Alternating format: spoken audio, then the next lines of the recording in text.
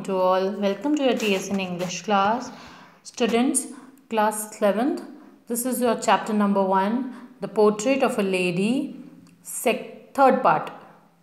So, today, before starting with this chapter, I would like to tell you about the previous part of the chapter. When the author told her that the English words or things or Western signs to his grandmother, she felt very unhappy. And the author, that is Khushwant Singh, he just explained about everything about his grandmother, her physical appearance, her behavior, and which things she did not like, and those things she expected the school to teach about God and scriptures. As they did not do so, she felt stressed. And when it comes to author music class, for grandmother or for to her, music had the incident association. It was the monopoly of harlots and beggars and not for the gentlefolk. And when author Khushwant Singh told her about the music lessons given at the school, she said nothing, but her silence meant or her silence is like meant her disapproval. So let's start the chapter from this paragraph today here. When I went up to university, I was given a room of my own. The common link of friendship was snapped. My grandmother accepted her seclusion with resignation. She rarely left her spinning wheel to talk to anyone. From sunrise to sunset, she sat by her wheel spinning and reciting prayers. Only in the afternoon she relaxed for a while to feed the sparrows. While she sat in the veranda, breaking the bread into little bits, hundreds of little birds collected round her, creating a veritable bedlam of chirpings. Some came and perched on her legs, others on her shoulders, some even sat on her head. Some she smiled but never shooed them away. It used to be the happiest half hour of day for her. So, author here explain, or Khushwant Singh is saying that when he went to university, I was given a room of my own. तो university जब वो गए तो उन्हें अपना खुद का room allot हुआ. The common link of friendship was snapped. और ये वो टाइम था जब उन दोनों के बीच की जो फ्रेंडशिप की जो लिंक था that was snapped, टूट चुकी थी. My grandmother accepted her seclusion with resignation. और उसकी जो ग्रैंडमदर हैं उन्होंने अपना ये जो एकांत या लोनलीनेस वाला जो पीरियड है उसको ही उन्होंने एक्सेप्ट कर लिया. She rarely left her spinning wheel to talk to anyone. वो बहुत रेयर ही अपना जो स्पिनिंग व्हील है उसे छोड़ती थी या चलाना बंद करती थी. Because she like to spin her wheel, that is charkha. From sunrise to sunset, she sat by the wheel spinning and reciting prayers. सुबह से लेकर शाम तक जो grandmother है, from sunrise time to sunset, that means from the beginning of the day to the end of the day, she sits over there and reciting prayers. Only in the afternoon she relaxed for a while to feed the sparrows. और afternoon time में उनकी जो grandmother है वो थोड़ा अपने आप को relax करने के लिए उठती थी. And at that time also she was quite busy in her work, that because she likes sparrows and she started feeding those sparrows.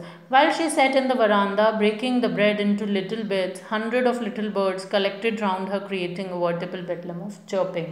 और जब वो वरांदा में जाती थी ग्रैंडमदर तो वो चिड़ियाओं को दाना खिलाने के लिए जाती थी. एंड एट दैट टाइम रोटी के जो या जो ब्रेड है उसके छोटे छोटे क्रम्स या टुकड़े वो कर दिया करती थी. और उन क्रम्स या टुकड़ों को खाने बहुत सारी चिड़िया जो हैं वो वहाँ पर इकट्ठी हो जाती थी. And the bedlam of chirping here means चहचहाट का जो आवाज़ होती है या शोरगुल जो होता है इकट्ठी इतनी सारी बर्ड्स का, वो सुनाई देता था. Some came and perched on her legs. कुछ बर्ड्स जो हैं वो आकर उनके लेग्स पर बैठ जाती थी, कुछ उनके कंधों पर बैठ जाती थी. और कुछ जो है वो बर्ड्स जो है उनसे, that means this these lines explained us the familiarity between the grandmother and the birds, कि किस तरह जब वो विलेज में रहती थी वो तो डॉग्स उनसे फेमिलियर थे, and now when she came with her family in the city, so city में भी क्या हुआ है कि बर्ड्स जो हैं वो उनसे फेमिलियर हो गई हैं कि वो उनसे बिल्कुल भी डरती नहीं हैं और उनके साथ बैठती हैं. And this half an hour is the happiest hour of the day for her, because वो स्पैरोज़ को फीड करती थी. कहीं ना कहीं स्पैरोज़ और वो आपस में एक बॉन्ड शेयर करते थे, तो उन्हें वो हाफ एन आवर बहुत अच्छा लगता था. Now move on to next paragraph. When I decided, from here students, when I decided to go to abroad for further studies, I was sure my grandmother would be upset and I would be away for 5 years, and at her age one could never tell, but the grandmother could. She was not even sentimental. She came to leave me at the railway station but did not talk and show any emotion. Her lips moved in prayer. Her mind was lost in prayer. Her fingers were busy telling the beads of her rosary.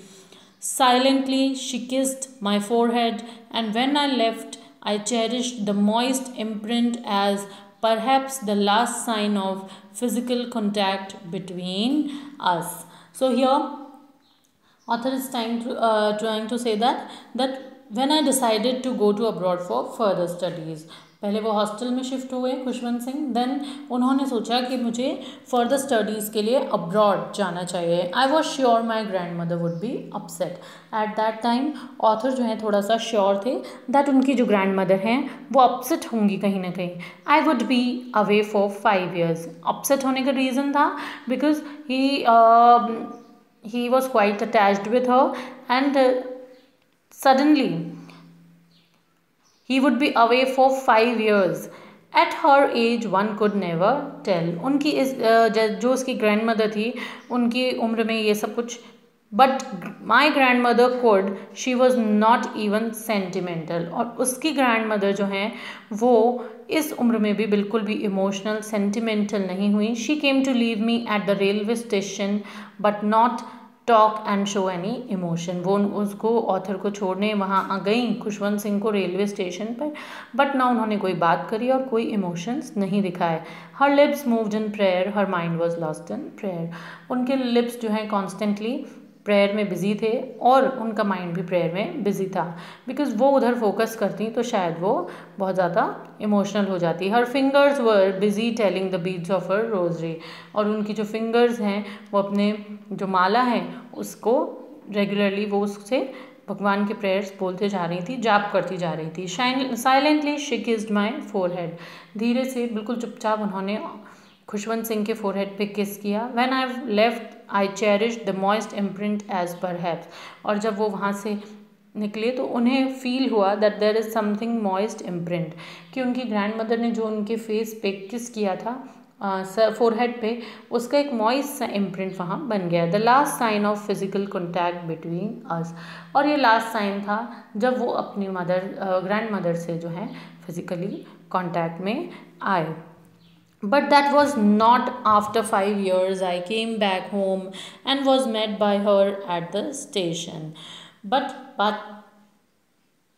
लेकिन ऐसी बात नहीं थी. जब author जो है 5 साल के बाद वापस घर आए तो उसने देखा कि स्टेशन पे जो ग्रैंड मदर हैं वो उसे लेने आई थी. She did not look a day older. मतलब वो अब भी वैसी ही दिखती थी जैसी वो उसे पहले दिखा करती थी चाइल्डहुड में. She still had no time for words, and while she clasped me in her arms, I could hear her reciting her prayers. Even on the first day of my arrival, her happiest moments were with her sparrows, whom she fed longer, and with frivolous rebukes. So, Khushwant Singh यहाँ कह रहे हैं कि जो grand mother हैं वो उसे station पे देख के she felt very happy, and वो एक दिन भी ज़्यादा ओल्डर नहीं लग रही थी. उनके पास बोलने का ज़्यादा टाइम नहीं था, बट जितने समय तक वो बोल सकती थी उन्होंने क्या करा, खुशवंत सिंह को अपने आपसे इतना अच्छे से हग करा या अपनी ब्लेसिंग्स उनको दी. क्लैप्स मी इन हर आर्म्स मीन्स उन्हें हग करा. एंड वो जो प्रेयर्स कंटिन्यूसली बोलती रहती थी वो प्रेयर्स उसे सुनाई दे रही थी.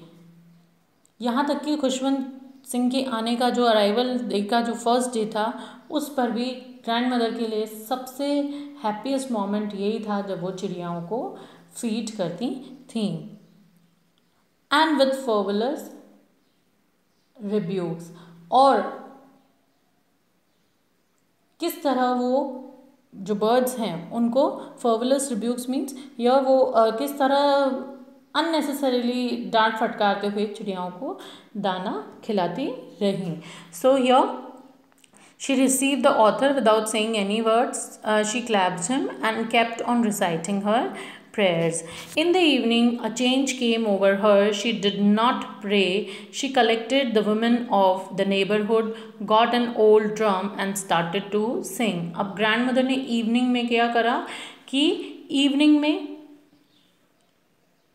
एक चेंज आया that she did not pray. उन्होंने कोई प्रेयर नहीं करी. She collected the women of neighbourhood. Neighbourhood की कुछ वुमेन्स को उन्होंने कलेक्ट करा. गॉट एन ओल्ड ड्रम, कहीं से वो पुराना ढोल लेकर आ गए. एंड स्टार्टेड टू सिंग, और गाने लगी. फॉर सेवरल आवर्स शी थम द सैगिंग, और काफ़ी घंटों तक वो उस सैगिंग से skin of the dilapidated drum and sang of the homecoming of warriors. और वो उस सैगिंग से या झोलदार से ड्रम को बजाती रही. Which is like dilapidated means जो कि बिल्कुल ऐसी सिचुएशन में था जिसे हम जीर्ण सिचुएशन कहते हैं, जीर्ण अवस्था कहते हैं, ऐसी सिचुएशन में था. और वो इस तरह सेलिब्रेट कर रही थी दैट जैसे कोई वॉरियर जो है वो घर में आ गया हो. Thank you children. Will continue our next part of the chapter in our next video.